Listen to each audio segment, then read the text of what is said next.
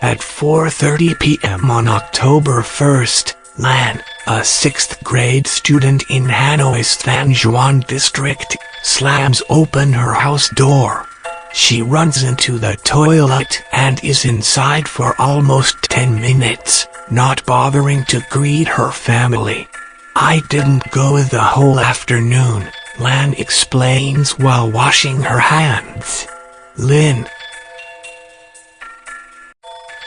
her mother, is completely unsurprised. It happens a couple of times a month. Lan has cultivated the habit of not using the washroom at school because she does not have the patience to wait and also fear.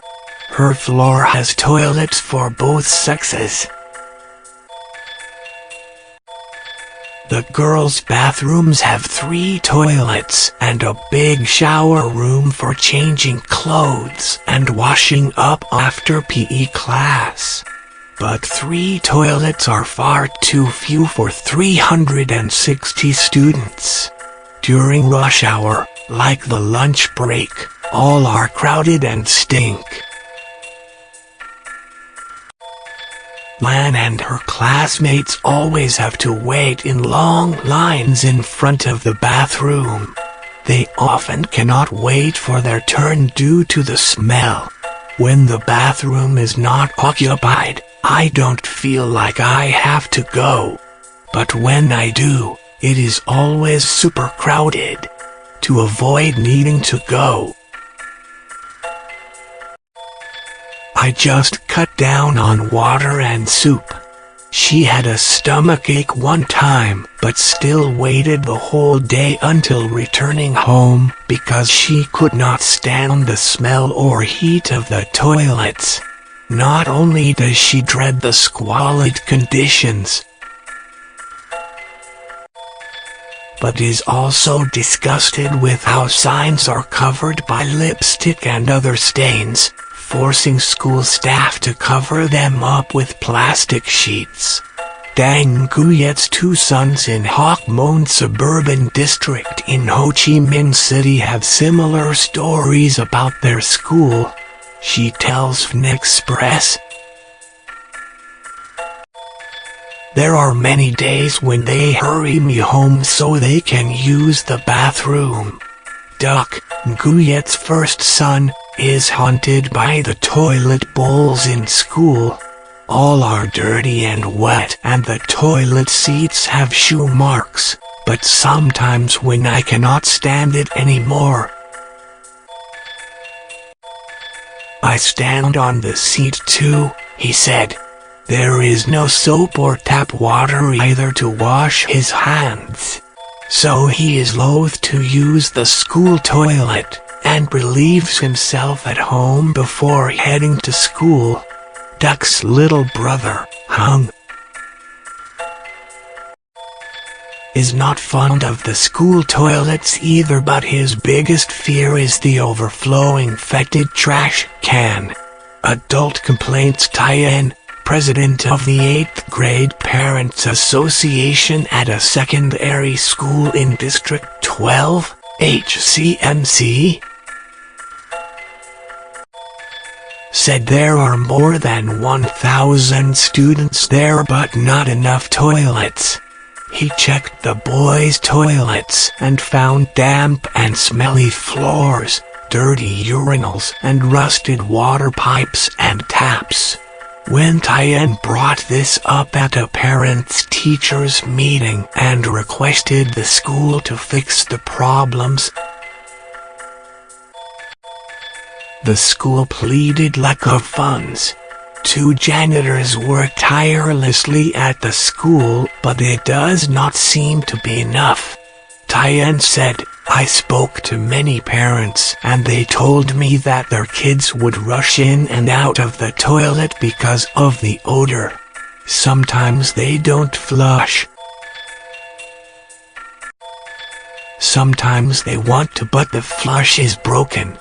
Conditions have gone rapidly downhill. Students now only go when they cannot hold it any longer and no longer see going to the toilet as a normal human need.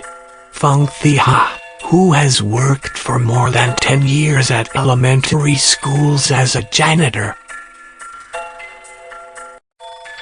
said schools often buy the cheapest faucets, urinals, ventilators and others to save money, and so they quickly rust and break down. Juan, a janitor at a secondary school in District 12, concurs. She told Vnexpress, "Our job is just to clean and, if we see something damaged, report to the school. But fixing and replacing stuff does not happen as quickly as at home. So waiting is inevitable, but the students cannot wait. The problem is worse in rural schools. In places like Ha Tinh province in north-central Vietnam, many school toilets are in very bad shape and need to be fixed immediately. It is estimated that 74% of 3,310 toilets at all schools, ranging from kindergarten to high school, in the province are overcrowded and unclean. Song Trai Primary School has 1,180 students and only one bathroom each for boys and girls, and they often lack water. Kentucky Sun Elementary School in a mountainous area lacks virtually all essential facilities. It too has only one toilet each for boys and girls covered by a flimsy metal roof. During the rainy season the roof often blows off, leaving the toilets open to the elements. According to a student named Bao, most students simply do not use them because of the dirty walls and horrid stench which can be detected from meters away. Students' parents demanded that the school administration clean and repair them, since not using the washroom the whole day was affecting their children's health. Administrators cleaned up but did not repair the toilets. Resources are always scarce in rural areas and many schools therefore rely on donations besides the small amounts they get from authorities and sometimes NGOs. Building adequate and proper toilets for 500-1,000 students could cost a Ha Tinh school VND $100-200 million, $4,300-$8,600, officials said. Nguyen Quoc An, deputy director of the Ha Tinh Department of Education and Training,